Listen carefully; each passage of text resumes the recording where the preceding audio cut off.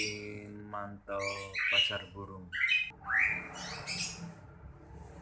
di kawasan Splendid.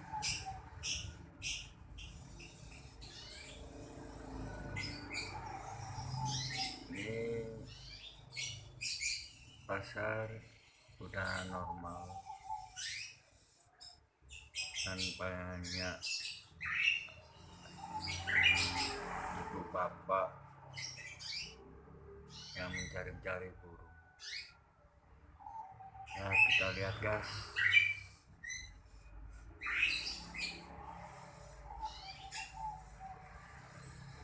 Pasarnya udah normal